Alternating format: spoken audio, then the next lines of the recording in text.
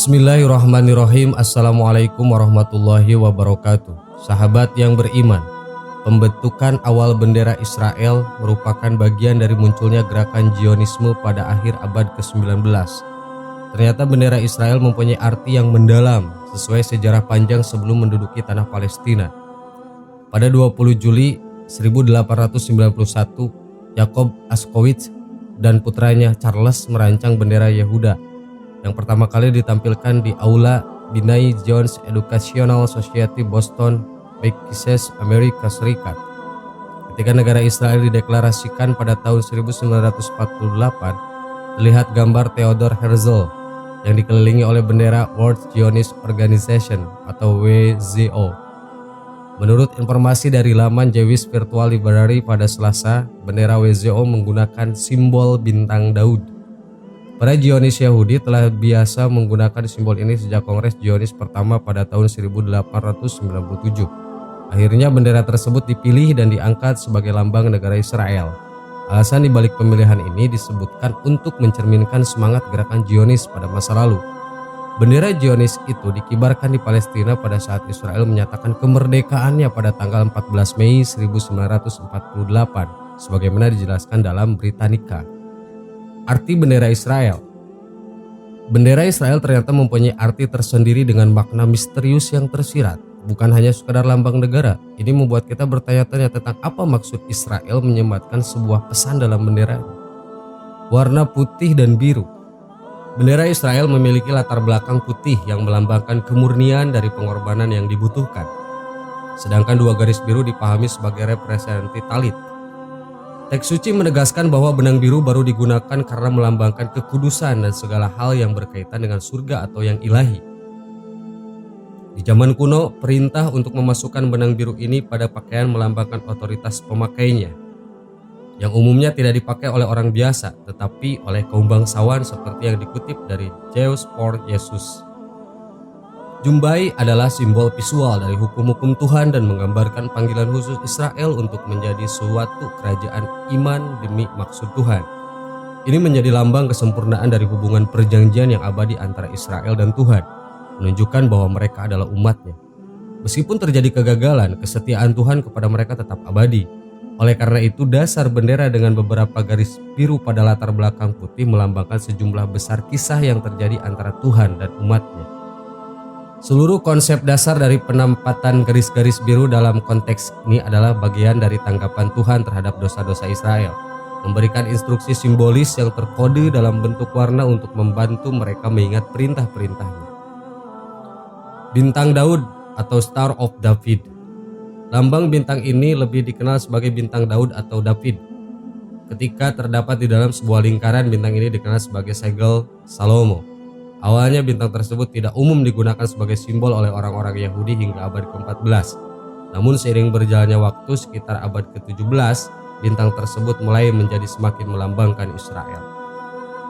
Pada tahun 1897, bintang tersebut menjadi simbol utama dalam gerakan Zionis dan akhirnya diadopsi ke dalam bendera pada tahun 1948. Dua garis biru.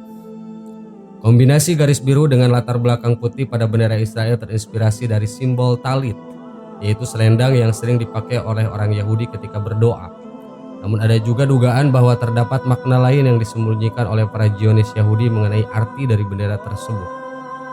Sebuah video ceramah Ustadz Abdul Somad yang berjudul Makna Sebenarnya dari Bendera Israel menjadi referensi selanjutnya untuk memaknai apa sebenarnya arti tersembunyi dalam bendera Israel. Dalam video tersebut, UAS menjelaskan bagaimana Zionis Israel merancang bendera sebagai simbol impian mereka, yaitu merebut beberapa wilayah negara. Ini simbol bendera Israel penuh makna. Garis biru lurus di atas berarti sungai Nil. Garis biru di bawah sungai Efrat itu batas kerajaan yang akan mereka dirikan. Mereka akan menguasai Asia sampai Afrika. Itulah batas negara Israel Raya, Israel Agung, kata UAS. Itu batasnya dari Mesir sampai Irak. Hitung berapa negara. Itu yang secara pikiran mereka akui milik mereka. Hanya saja belum saatnya. Bumi yang dijanjikan menurut mitologi mereka. Mereka yakin akan turun nabi terakhir mereka, Mesias selanjutnya.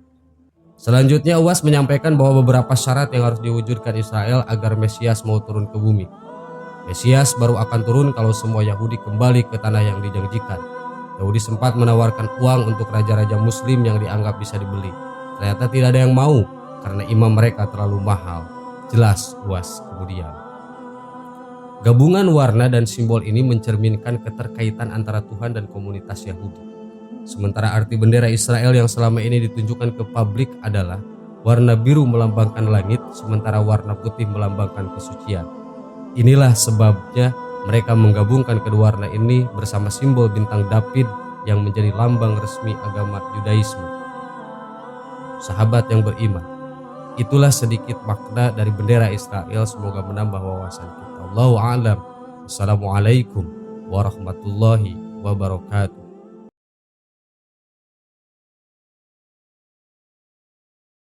Bismillahirrahmanirrahim. Assalamualaikum warahmatullahi wabarakatuh. Sahabat yang beriman, ramalan Nabi Muhammad tentang Dajjal adalah bukti yang mengagumkan tentang kehebatan ru'yah beliau mengenai peristiwa yang akan terjadi di kemudian hari atau akhir zaman. Dalam hadis diterangkan bahwa Dajjal akan muncul di akhir zaman diikuti oleh kaum Yahudi.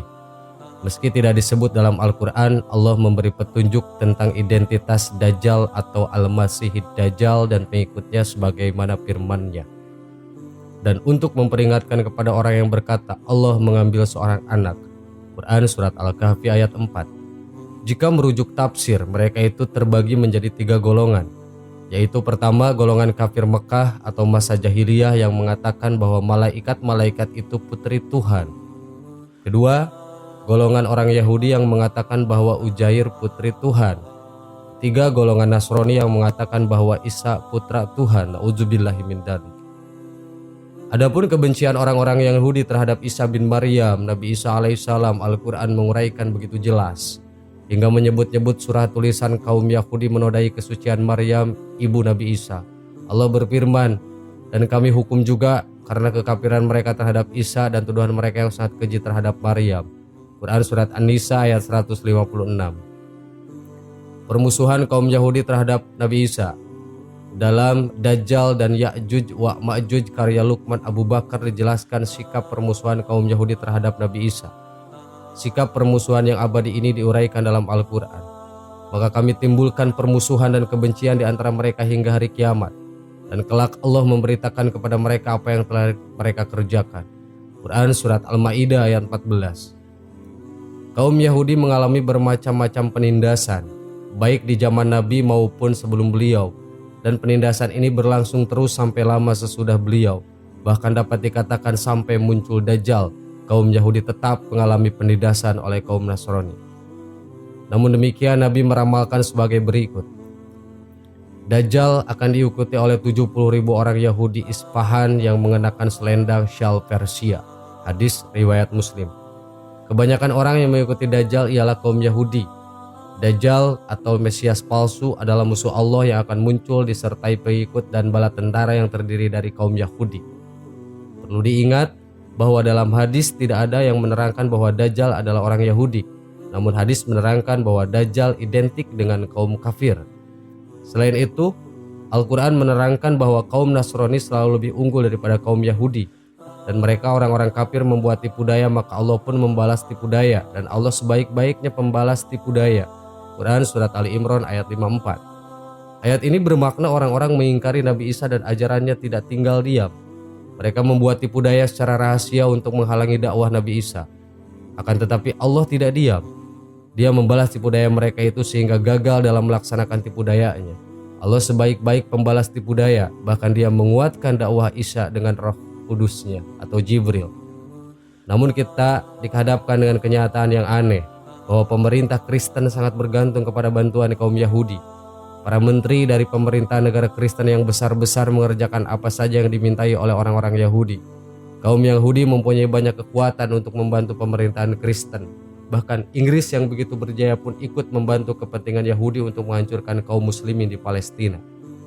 Kaum muslimin di Palestina dibikin melarat, hingga ladang-ladangnya terpaksa dijual kepada orang-orang Yahudi yang berdiam di sana dalam jumlah besar. Penduduk dunia tidak tahu bagaimana kaum Yahudi secara diam-diam bekerja sama dengan pemerintah Inggris dan Barat lainnya untuk membantu kaum Yahudi. Upaya Inggris memindahkan bangsa Yahudi ke Palestina sudah cukup sebagai bukti kebenaran hadis Nabi tentang adanya persekutuan rahasia ini. Namun demikian, gabungan kekuatan antara kaum Yahudi dan kaum Kristen Eropa tak sekali-kali menggentarkan kaum muslimin. Sahabat yang beriman, konflik Palestina-Israel yang tidak kunjung usai hingga sering dikaitkan dengan risalah nubuah kenabian tentang keadaan akhir zaman. Jika kita merujuk hadis nubuah, apa yang terjadi di Palestina hari ini merupakan tanda-tanda kecil atau rentetan peristiwa menuju akhir zaman. Wallahu alam. Wassalamualaikum warahmatullahi wabarakatuh.